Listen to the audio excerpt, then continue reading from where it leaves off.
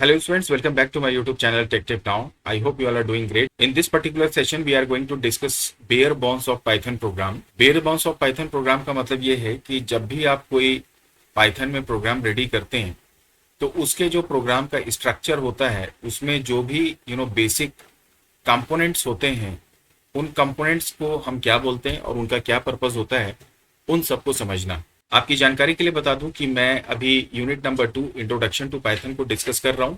अगर आप सुमिता अरोरा की बुक फॉलो करते हैं तो ये उसका चैप्टर नंबर 3 पाइथन फंडामेंटल्स है, और अगर आप एनसीईआरटी के चैप्टर की बात करें तो it is chapter number 3 brief overview of Python. तो चलिए फिर प्रोग्राम देखते हैं और उसके बाद में उसके सारे कंपोनेंट्स को डिस्कस करते हैं।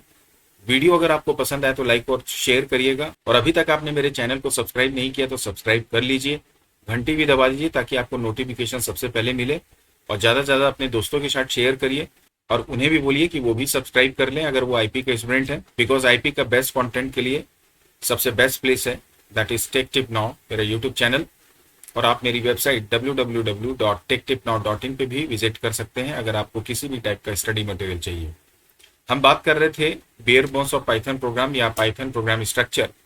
तो अभी आप अपनी स्क्रीन पे देख पा रहे होंगे, मैंने एक प्रोग्राम आपके साथ शेयर किया है। ये एक्चुअली एक स्क्रीनशॉट है। यहाँ पे डिफरेंट कलर्स में हमने प्रोग्राम्स के कंपोनेंट्स को इंडिकेट करने की कोशिश की है। सिंपली अगर आप इस प्रोग्राम को देखो तो हमने एडिशन ऑफ 2 नंबर का एक प्रोग्राम बनाया है, और उसके बाद में हम एक नंबर को चेक कर रहे हैं, इवन या ऑड। पर्पज़ ये नहीं है कि प्रोग्राम क्या बना है, पर्पज़ ये है कि जब ऐसा कोई प्रोग्राम आप बनाते हैं तो उसमें किस पर्टिकुलर लाइन को या किस कंपोनेंट को क्या कहा जाता है। हमने इसके प्रीवियस में डिस्कशन किया था किसका, टोकन्स का। वहां पे हमने बहुत सारे डिफरेंट टोकन्स देखे थे, जिसमें एक था आपका कीवर्ड, एक था आपका आइडेंटिफायर। इसी तरह से आपने लिटरल्स की भी बात की थी, साथ ही साथ हमने ऑपरेटर्स को भी देखा था। तो अगर आप नोटिस करें यहाँ पर तो ये देखिए, ये जितने भी सिंबल्स आप देख रहे हैं, दीज ऑल आर ऑपरेटर्स। ये जो यूजर डिफाइंड num1 और num2 है, इसको हम आइडेंटिफायर बोलते हैं। इसी तरह से ये जो सिस्टम डिफाइंड यहाँ पे कमांड आप यूज कर रहे हैं, प्रिंट, या अगर आप यहाँ पर देखें इफ, या अगर आप देखें एल्स, ये सब क्या कहलाते हैं, आपके कीवर्ड्स कहलाते हैं। और ये जो आप इन्वर्टेड कॉमा पे यहाँ पे देख रहे हैं, ये आपका क्या है, ये लिटरल है, या स्ट्रिंग लिटरल भी आप इसको बोल सकते हैं। इसी तरह से यहाँ पर आपने जो 2 लिया है, या यहाँ पर ये जो 0 लिया है, ये भी क्या है, आपके लिटरल्स हैं, जिसे हम न्यूमेरिकल लिटरल बोलते हैं। तो ये तो बात हुई डिफरेंट टोकन्स की। अब हम इसके आगे बढ़ते हैं और अब बात करते हैं प्रोग्राम स्ट्रक्चर में यूज होने वाले डिफरेंट कंपोनेंट्स की। देखिए, इस प्रोग्राम को अगर आप देखो तो इसमें 4 चीजें हैं। आप पहली लाइन को अगर आप देखोगे, हमने स्टार्ट किया हैश से, उसके बाद हमने एक मैसेज या सेंटेंस लिखा है, program for showing different components. अब ये आपके प्रोग्राम का तो पार्ट है, लेकिन जब आप इसे एग्जीक्यूट करेंगे तो ये इफेक्टिव नहीं होगा, एग्जीक्यूशन में इसका कोई प्रभाव नहीं पड़ेगा। कोई भी सेंटेंस जो इस हैश के साथ शुरुआत होता है उसे हम जानते हैं कमेंट के नाम से। तो पहला जो आप यहाँ पे पार्ट देख रहे हैं, दैट इज योर कमेंट। मैंने यहाँ पे इसे लिस्ट कर दिया है, आप कलर से इसे आइडेंटिफाई कर सकते हो। दूसरा हमने लिखा num1 equal to int input enter a number. Same उसी तरह से num2 के लिए भी हमने इनपुट का स्टेटमेंट लिखा। फिर total equal to num1 plus num2, then print किया है the sum of number is this. तो यहाँ पर ये जो व्हाइट कलर में आपने स्टेटमेंट्स लिखे हैं, इन तीनों को हम क्या बोलते हैं, जैसे मैंने अभी आपको बोला भी, ये सब जाने जाते हैं किसके नाम से, स्टेटमेंट्स के नाम से। स्टेटमेंट का मतलब है, हम इंस्ट्रक्शंस की बात कर रहे हैं। तो सेकंड जो कंपोनेंट आपके किसी भी प्रोग्राम में होता है वो होता है स्टेटमेंट। अब बिना स्टेटमेंट के तो प्रोग्राम रेडी ही नहीं होगा, क्योंकि स्टेटमेंट मतलब हम आप बात कर रहे हैं इंस्ट्रक्शन की। थर्ड आप नोटिस करो, यहाँ पर ये जो आपने फॉर्मूला जैसा कुछ लिखा है यहाँ पे, num1 plus num2, yellow colour में आप देख रहे हैं। इस तरह के जो आप फॉर्मूले लिखते हैं जो एक पर्टिकुलर ऑपरेशन को अंजाम देते हैं, इन्हें हम जानते हैं किसके नाम से, एक्सप्रेशन के नाम से। तो ये मेरा सेकंड कंपोनेंट है और ये एक्सप्रेशन मेरा थर्ड कंपोनेंट हो गया। So this is my function. Actually ये कमेंट लिख दिया मैंने, इट शुड बी। एंड इसके बाद में आप ये बॉक्स को देखें, हमने यहाँ पे लिखा है if num1 mod 2 double equal to 0। फिर उसके अंदर जब हमने एंटर किया तो आप देखें यहाँ पर थोड़ा सा अंदर में जाके ये स्टेटमेंट हमने लिखा हुआ है, प्रिंट नंबर इज इवन। तो ये जो आप बॉक्स देख रहे हैं, ये जो कोड आपने लिखा हुआ है, ये एक्चुअली ब्लॉक है किसका, आपके इफ का। ब्लॉक का मतलब एक स्टेटमेंट जिसके अंदर उसके खुद के और स्टेटमेंट फर्दर हो सकते हैं, इसे कंस्ट्रक्ट भी कहा जाता है। उसी तरह से यहाँ पर आप देख पा रहे होंगे एल्स के ब्लॉक को, तो एल्स के अंदर भी प्रिंट नंबर इज ऑड लिखा हुआ है। तो इस तरह से चौथा जो हमारा कंपोनेंट है किसी भी सिंपल प्रोग्राम का, दैट इज योर ब्लॉक। तो ओवरऑल हमें यह बात समझ में आई कि किसी भी प्रोग्राम को जब आप बनाते हैं तो बेसिकली उसमें आपको क्या क्या कंपोनेंट्स यूज करने पड़ते हैं। सबसे पहले तो आप यूज करते हैं क्या, आपका स्टेटमेंट। स्टेटमेंट के बाद में दूसरा अगर जरूरत पड़े तो आप एक्सप्रेशंस बनाते हैं सो दैट आप वैल्यूज को कैलकुलेट कर सकें। तीसरा, आप जरूरत पड़ने पर कमेंट्स भी मेंशन करते हैं, ये सिर्फ और सिर्फ प्रोग्रामर के लिए। And the fourth one is your blocks and indentation भी हम इसमें लिखेंगे, क्यों आगे चल के हम देखते हैं। तो ओवरऑल ये 4 कंपोनेंट्स आपको मालूम होने चाहिए। तो अब हम एक एक करके इन सारे ही कंपोनेंट्स को थोड़ा सा समझते हैं, थोड़ा डिटेल में डिस्कस करते हैं। सो सबसे पहले हम बात करेंगे एक्सप्रेशंस की। सो हम एक्सप्रेशन को डिफाइन कर सकते हैं, it is combination of operators, literals, variables, punctuators and you can say what function call.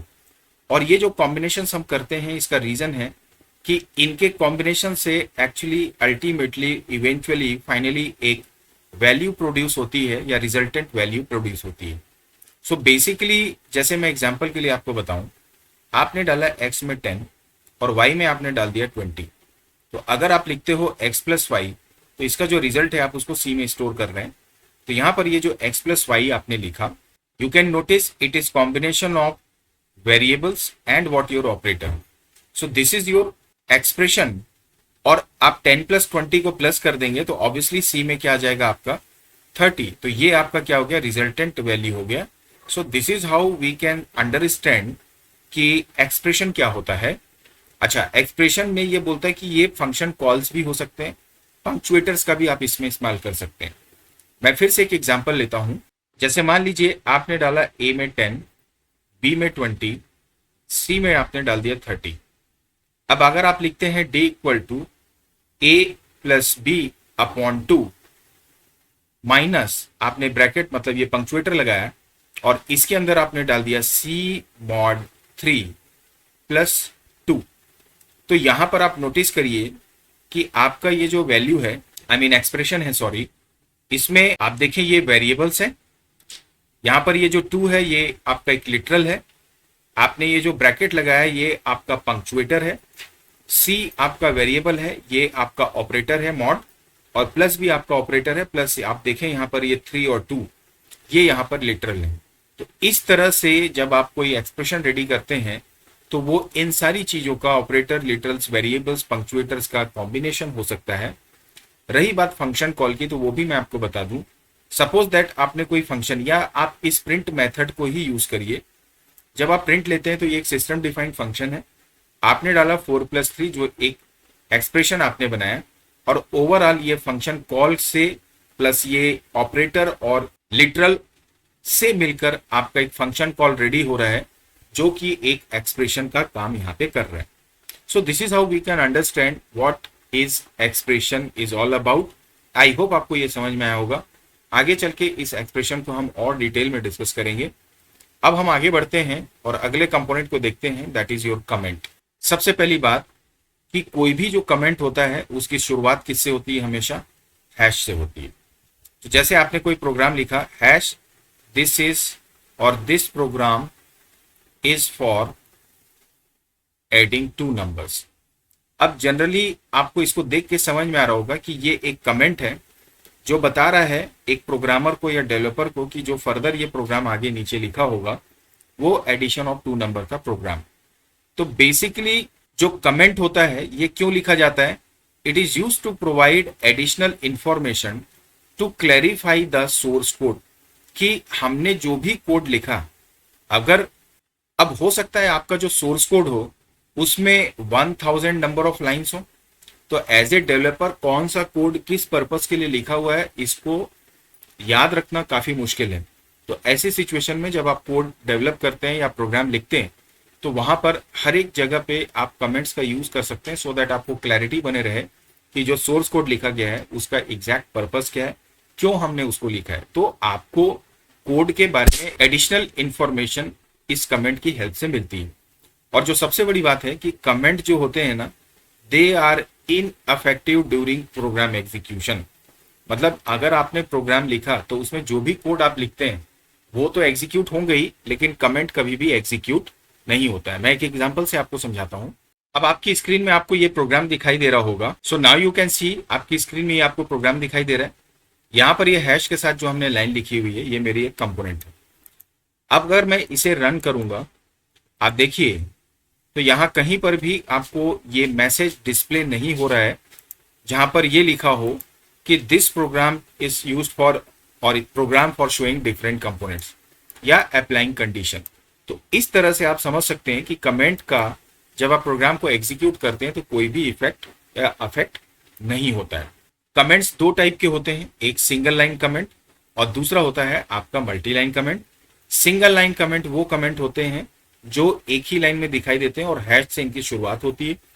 Multiple line comment का मतलब ये है, सपोज दैट आपको लिखाना है या लिखना है this is my first programme.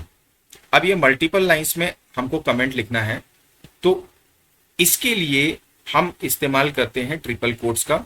यहां पर हैश का इस्तेमाल नहीं होगा, किसका इस्तेमाल होगा, आपके इस ट्रिपल कोट्स का। चलिए इसको भी प्रैक्टिकली हम करके देख लेते हैं। मैं वापस अपने प्रोग्राम में आ गया।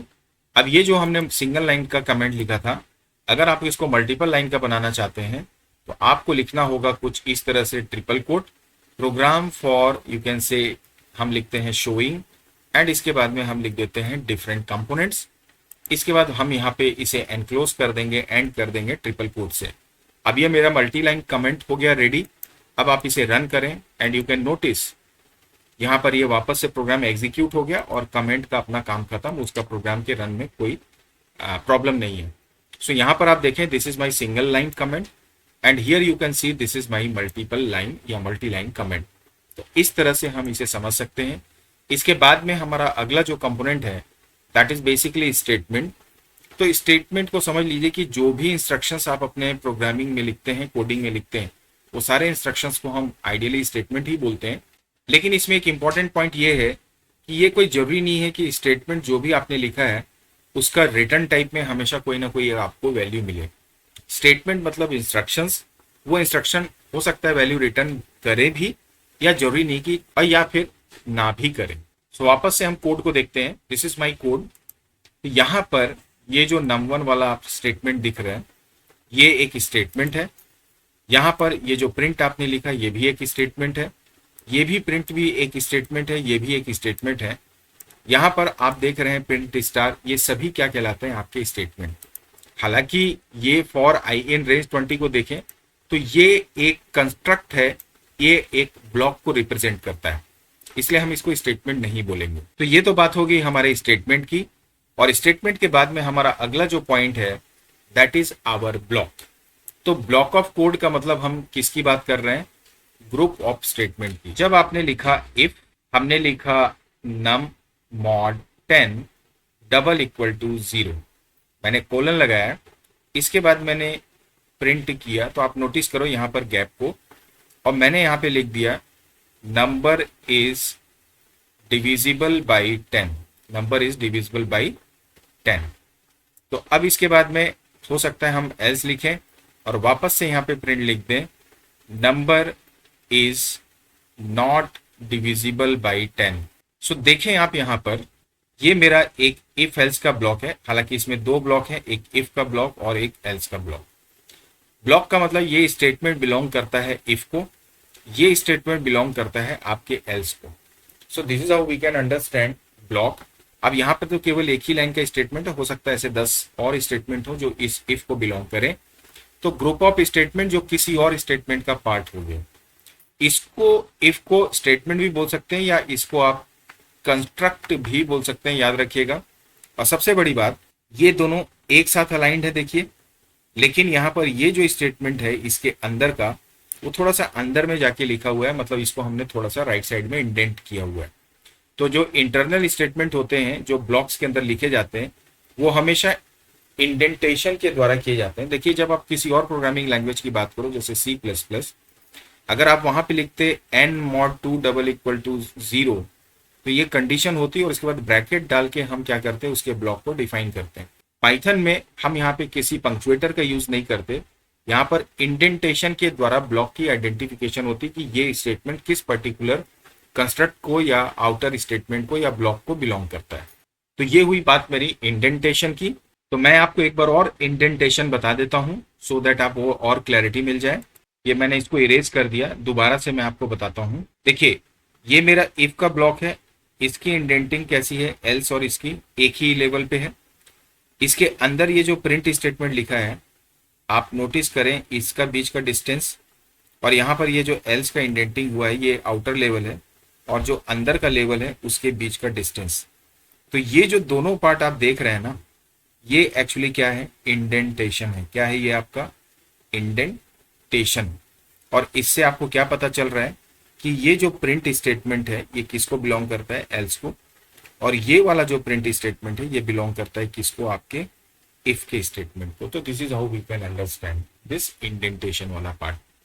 तो ओवरऑल ये था हमारा bare bones of Python program या components of Python program structure, जहां पे हमने देखा एक्सप्रेशंस, जहां पे हमने देखा स्टेटमेंट्स, हमने देखा कमेंट्स एंड व्हाट ब्लॉक्स को, और ब्लॉक के साथ साथ इंडेंटेशन को। सो आई होप कि ये सेशन आपके लिए हेल्पफुल होगा ऑब्वियसली प्रोग्राम के कंपोनेंट्स को अंडरस्टैंड करने में। अब इसके बाद में हम डिस्कस करेंगे वेरिएबल्स एंड असाइनमेंट्स को, बट आज के सेशन में यहीं तक। अगले सेशन में कंटिन्यू करेंगे हम अपनी इस क्लास को। सो वीडियो अगर आपको पसंद आया हो तो लाइक और शेयर करिएगा, और चैनल को अगर आपने सब्सक्राइब नहीं किया तो चैनल भी सब्सक्राइब कर लीजिए, बेल को भी प्रेस कर दीजिए सो दैट आपको नोटिफिकेशन सबसे पहले मिले जब भी कोई वीडियो अपलोड हो। और इसके अलावा किसी भी टाइप की स्टडी मटेरियल को आपको चाहिए तो उसके लिए आप मेरी वेबसाइट www.techtipnaw.in पे जाके विजिट कर सकते हैं। Thank you for watching this video.